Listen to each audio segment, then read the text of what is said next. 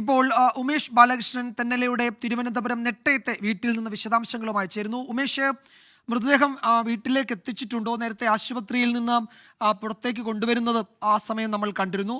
മൃതദേഹം വീട്ടിലേക്ക് എത്തിച്ചിട്ടുണ്ടോ? സംസ്കാര ചടങ്ങുകൾ നാളെ ഉച്ചയ്ക്ക് ശേഷം എന്നാണ് അറിയിച്ചിരിക്കുന്നത്. എന്തൊക്കെയാണ് മറ്റു വിവരങ്ങൾ, ഉമേഷ്? വിജയകുമാർ ഇപ്പോഴും ഇവിടെ എത്തിയിട്ടില്ല. അല്പദൂരം കൂടി കഴിഞ്ഞാൽ ഇവിടേക്ക് എത്തും. കാരണം ഇപ്പോൾ നെട്ടയം ആകാറായി. അതിനുശേഷം വളരെ കുറച്ച് മുക്കോല യമുനാ നഗറിലാണ് ഈ വീട് സ്ഥിതി ചെയ്യുന്നത്. ഏകദേശം 25 വർഷം മുൻപാണ് ഈ നെട്ടയം യമുനാ നഗറിലെ ഈ 11 സെന്റ് ഭൂമി അദ്ദേഹം വാങ്ങുകയും ഇവിടെ ഒരു വീട് പണിയുകയും ചെയ്തത്. അതിനുശേഷം KPCC അധ്യക്ഷ സ്ഥാനം ഏറ്റെടുക്കുമ്പോഴും തിരികെ KPCC അധ്യക്ഷ സ്ഥാനം പോകുമ്പോഴുമെല്ലാം ഈ വന്നിരുന്നത് ഈ വീട്ടിലേക്കായിരുന്നു. കുടുംബവുമൊത്ത് ഈ വീട്ടിൽ തന്നെയാണ് കഴിഞ്ഞ 25 വർഷവും അദ്ദേഹം കഴിഞ്ഞു പോകുന്നത്. കൊല്ലം ചൂർനാട് നിന്ന് അദ്ദേഹം ഒരു തിരുവനന്തപുരംകാരനായി മാറുകയായിരുന്നു. പിന്നീട് ഈ പ്രദേശവാസികളും പ്രദേശവുമായി എല്ലാം അടുത്ത ബന്ധം പുലർത്തിയിരുന്ന ആൾ കൂടിയാണ്. രാഷ്ട്രീയത്തിന് അതീതമായി അടുത്ത ബന്ധം പുലർത്തിയിരുന്ന ആൾ കൂടിയാണ് അദ്ദേഹം. തെന്നല ബാലകൃഷ്ണപിള്ള എന്ന അദ്ദേഹത്തിൻ്റെ ആ ഒരു ഓർമ്മ വീടിൽ ഇപ്പോഴും നിലനിൽക്കുന്നുമുണ്ട്. അദ്ദേഹത്തിൻ്റെ മൃതദേഹം ഇവിടെ എത്തിച്ചു കഴിഞ്ഞാൽ ഈ ഹാളിൽ, വീടിന് മുന്നിലുള്ള ഹാളിലേക്കായിരിക്കും മൃതദേഹം. ഇന്ന് രാത്രിയും ഇവിടെ തന്നെയായിരിക്കും ഉണ്ടാവുക. അതിനുശേഷം നാളെ രാവിലെ 10 മണിയോട് കൂടിയായിരിക്കും ഇവിടെ നിന്ന് മൃതദേഹം KPCCയിലേക്ക് കൊണ്ടുപോകുന്നത്. KPCCയിൽ രാവിലെ 10 മണിയോടുകൂടി ചടങ്ങുകൾ, പൊതുദർശനം ആരംഭിക്കും. പൊതുദർശനം ആരംഭിച്ചു കഴിഞ്ഞാൽ അവിടെ നിന്ന് ഉച്ചയോടുകൂടിയാണ് സംസ്കാര ചടങ്ങുകൾ ശാന്തി കവാടത്തിൽ നടക്കാൻ സാധ്യത. അദ്ദേഹത്തിൻ്റെ ഓർമ്മകൾ ഈ വീട്ടിൽ ഇപ്പോഴും നിറഞ്ഞു നിൽക്കുകയാണ്. ഈ കാലഘട്ടത്തിലടക്കം ഇത്രത്തോളം ഇങ്ങനെയൊരു, നമ്മൾ നേരത്തെ പ്രൊഫൈലിൽ കേട്ടതുപോലെ ഇങ്ങനെയൊരു കോൺഗ്രസ് നേതാവ് ജീവിച്ചിരുന്നോ എന്ന് ഇനി ഒരു പക്ഷേ നമുക്ക് ചൂണ്ടിക്കാണിച്ചു കൊടുക്കാൻ ഒരാളില്ലാത്ത രീതിയിൽ അത്രത്തോളം സൗമ്യമുഖം, അത്രത്തോളം സന്നദ്ധനായി, കോൺഗ്രസ് പ്രവർത്തകനായി ഒന്നും സമ്പാദിക്കാതെ ഒടുവിൽ ആ ഒരു ശൂരനാടത്തെ വലിയ ഒരു തറവാട്ടിൽ നിന്ന് ഒരു 11 സെൻറ്റിൽ തീരുന്ന ഒരു രാഷ്ട്രീയ ജീവിതമാണ് അദ്ദേഹത്തിന്. ഇത് ഒന്നും സമ്പാദിച്ചില്ല രാഷ്ട്രീയത്തിലൂടെ. 3 തവണ രാജ്യസഭാ അംഗമായി, 2 തവണ നിയമസഭാ അംഗമായി, KPCC അധ്യക്ഷനായി. അപ്പോഴെല്ലാം ഒന്നുകിൽ കോൺഗ്രസിൻ്റെ ഉൾപാർട്ടി രാഷ്ട്രീയം അവസാനിപ്പിക്കാനോ അല്ലെങ്കിൽ ഉൾപാർട്ടി രാഷ്ട്രീയത്തിലെ തർക്കങ്ങൾ അവസാനിപ്പിക്കാനോ അല്ലെങ്കിൽ ഒരു ഒത്തുതീർപ്പ് ഫോർമുല എന്ന നിലയിലോ സ്ഥാനമാനങ്ങൾ മാത്രം തേടി വരികയും പലപ്പോഴും സ്ഥാനമാനങ്ങൾ ഒഴിയുമ്പോൾ അതും ആ ഒരു ഉൾപാർട്ടി രാഷ്ട്രീയത്തിൻ്റെ ഒരു രക്തസാക്ഷി എന്ന നിലയിൽ സ്ഥാനങ്ങൾ ഒഴിയുമ്പോഴും ചിരിച്ചുകൊണ്ട് സ്ഥാനങ്ങളെല്ലാം ഉപേക്ഷിച്ച് ആ ഒരു എപ്പോഴും നിറപുഞ്ചിരിയോടുകൂടി നിന്നിരുന്ന ഒരു കോൺഗ്രസ് നേതാവ്. എന്തായാലും ആ കോൺഗ്രസ് നേതാവിൻ്റെ ഒരു ദീർഘകാലത്തെ രാഷ്ട്രീയ കാലം അത് അവസാനിക്കുകയാണ്. ഈ ഒരു വീട്ടിൽ, അമ്പാടി എന്ന ഈ വീട്ടിൽ ആണ് കഴിഞ്ഞ 25 വർഷമായി അദ്ദേഹം താമസിച്ചിരുന്നത്. അദ്ദേഹത്തിൻ്റെ ഭാര്യ, മകൾ, മരുമകൻ മാത്രമാണ് ഈ വീട്ടിൽ ഉണ്ടായിരുന്നത്. എന്തായാലും ആ ഒരു കാലഘട്ടം അങ്ങനെ, ആ ഒരു തെന്നല ബാലകൃഷ്ണപിള്ള എന്ന ഒരു കാലഘട്ടം അങ്ങനെ അവസാനിക്കുകയാണ്. എന്തായാലും അല്പസമയത്തിന് തന്നെ മൃതദേഹം. ഇപ്പോൾ കോൺഗ്രസിന്റെ പ്രധാനപ്പെട്ട നേതാക്കളൊക്കെ നിലമ്പൂർ ഉപതെരഞ്ഞെടുപ്പുമായി ബന്ധപ്പെട്ട് അവിടെ ക്യാമ്പ് ചെയ്യുകയാണ്. അപ്പോൾ എല്ലാവരും തിരുവനന്തപുരത്തേക്ക് എപ്പോഴെത്തും? അതിനുവേണ്ടി കൂടി ആയിരിക്കുമല്ലോ എല്ലാവരും കാത്തിരിക്കുന്നത്. പ്രധാനപ്പെട്ട നേതാക്കൾക്കൊക്കെ അന്തിമോപചാരം അർപ്പിക്കേണ്ടതുണ്ട്. എല്ലാവരും എപ്പോഴേക്കും തിരുവനന്തപുരത്ത് എത്തും? നേതാക്കളുടെയൊക്കെ പ്രതികരണം ആ നിലയിൽ ലഭ്യമായിട്ടുണ്ടോ?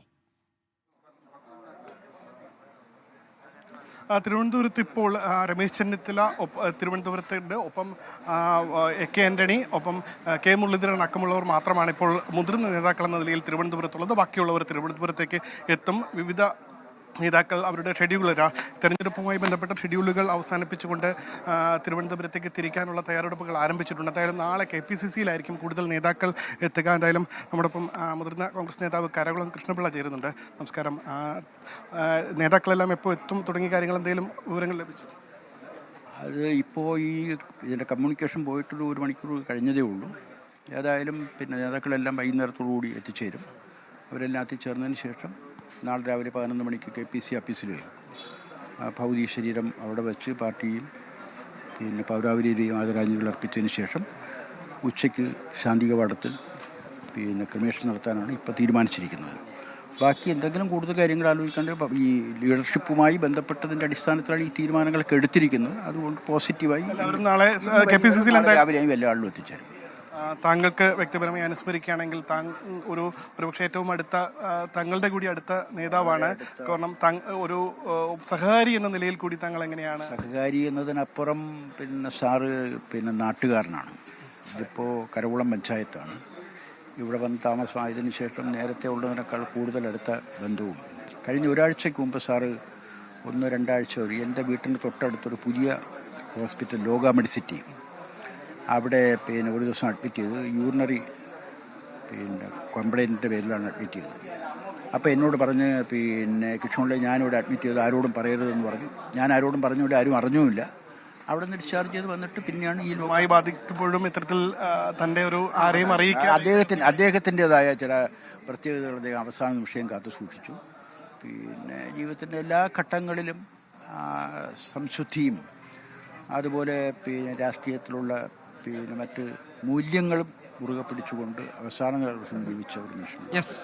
അവസാനം അല്പം മുൻപ് അദ്ദേഹത്തിൻ്റെ ഡ്രൈവറോട് സംസാരിക്കുമ്പോൾ ഡ്രൈവർ പറഞ്ഞത് തന്നെ ഈ രോഗവിവരം അറിഞ്ഞ് വിളിക്കുന്നവരോടെല്ലാം ഒന്നും വരണ്ട, ഇങ്ങോട്ട് വരണ്ട എന്ന് മറുപടി എന്നോട് പറഞ്ഞത്. ഞാൻ കയറി ചെല്ലുമ്പോൾ എന്നോട് പറഞ്ഞത് ഒരാളോടും പറയരുതെന്ന് പറഞ്ഞു. ഞാൻ ആരോടും പറഞ്ഞില്ല, ആരും അറിഞ്ഞിട്ടില്ല, ആരും പോയിട്ടുമില്ല അവിടെ. എന്തായാലും വിജയകുമാർ അല്പസമയത്തിനകം തന്നെ മൃതദേഹം ഈ വീട്ടിലേക്ക് എത്തിക്കും. അതിനുശേഷം പൊതുദർശനം വീട്ടിലുണ്ടാകും. നാളെയാണ് KPCCയിൽ പൊതുദർശനവും ഉച്ചയ്ക്ക് ശേഷം സംസ്കാര ചടങ്ങുകളും നടക്കുക. വിജയകുമാർ. നാളെ 10 മണിക്ക് ശേഷം 11 മണിയോടെ KPCCയിൽ പൊതുദർശനം തുടങ്ങും. 1 മണി വരെ പൊതുദർശനം ഉണ്ടാകും. 1:30-ക്ക് സംസ്കാര ചടങ്ങുകൾ നടക്കുമെന്നാണ് ഇപ്പോൾ തീരുമാനിച്ചിരിക്കുന്നത്. പ്രധാനപ്പെട്ട നേതാക്കളൊക്കെ നിലമ്പൂരിൽ നിന്ന് തിരുവനന്തപുരത്തേക്ക് വന്നുകൊണ്ടിരിക്കുകയാണ്. അവരെത്തിയ ശേഷം മറ്റ് കാര്യങ്ങളിലേക്ക് കടക്കും. ഉമേഷ് ബാലകൃഷ്ണൻ വിവരങ്ങൾ നൽകിയത് തെന്നലയുടെ തിരുവനന്തപുരം നെട്ടയത്തെ വീട്ടിൽ നിന്നാണ്.